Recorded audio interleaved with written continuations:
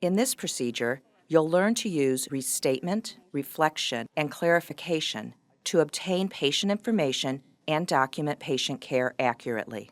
To put the patient at ease, greet him pleasantly, identify him, introduce yourself, and explain your role. Hi, Mr. Dixon. I'm Laura. I'm going to be updating your medical record today. To protect confidentiality and prevent interruptions, choose a quiet, private area for the interview. We're updating our medical records, and I just want to make sure we have all your information correct. Explain why you need the information. Complete the history form by using therapeutic communication techniques.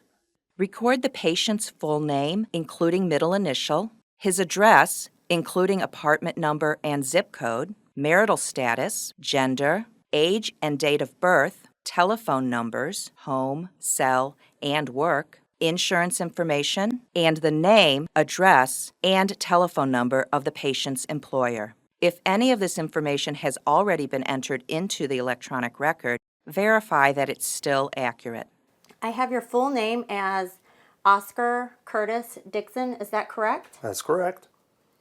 Can you tell me your date of birth? 11/16/16. A self-history may have been mailed to the patient before the visit. If so, review it for completeness.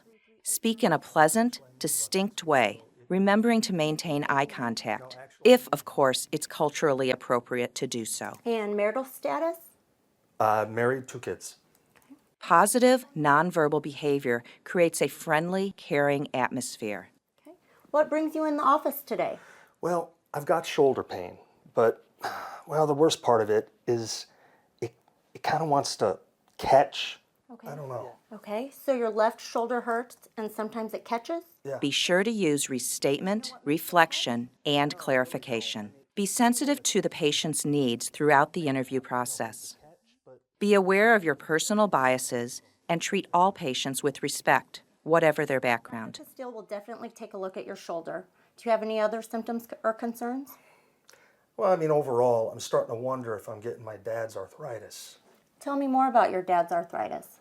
Well, I don't know much. I mean, to hear Mom tell it, it's rheumatoid. So, Sure. I mean, that's all I know. Sure, that's Be helpful. sure to explain any medical terminology. I'll make a note here of your father's rheumatoid arthritis. That way the doctor can be aware of your family history. Document the patient's chief complaint and present illness, his past medical history, and his family and social history. The provider will need this information to make an accurate assessment and diagnosis. I'm going to ask some questions about some different body structures. Are you ready? Yeah? Okay. Have you ever had any cardiac problems? What's that? Cardiac means heart. Have you ever had any heart problems? In the correct field of the patient's EHR, enter information about his allergies to drugs and any other substances, such as latex or certain foods. Do you have any allergies to drugs or any other substances that you know of? Well, I'm allergic to bees, but I carry an EpiPen. But as far as any other allergies, none that I know of. In a paper file, record any allergies in red ink on every page of the history form, on the front of the file, and on each progress notes page. Spell correctly, write legibly, don't skip lines, and don't erase or mark out anything.